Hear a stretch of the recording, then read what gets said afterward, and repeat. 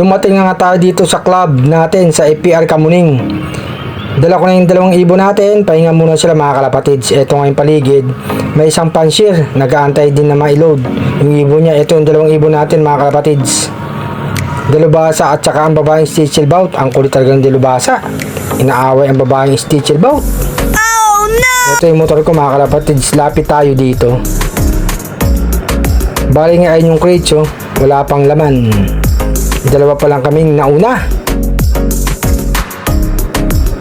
Eto mga kalapatids yung loob ng crates. Eto yung training box natin. Patong muna natin dito.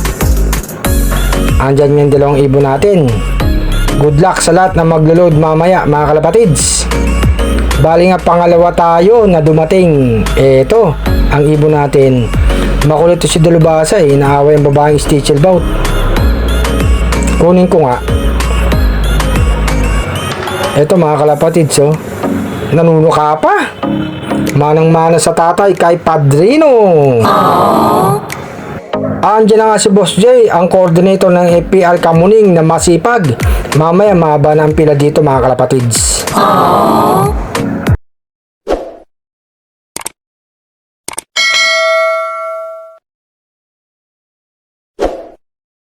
Kinuha ko muna ang babaeng Stichelbout mga kalapatids. Inaawan ni Dalubasa.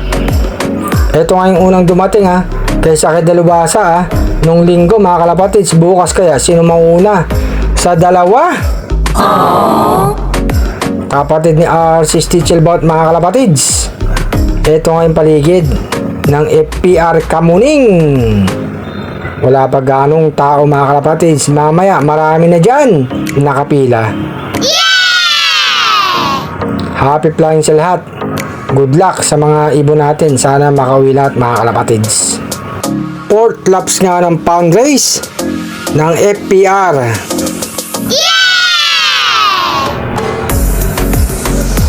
Ito naman babae Stichelbout. Nilagyan na ng sticker ni Boss J.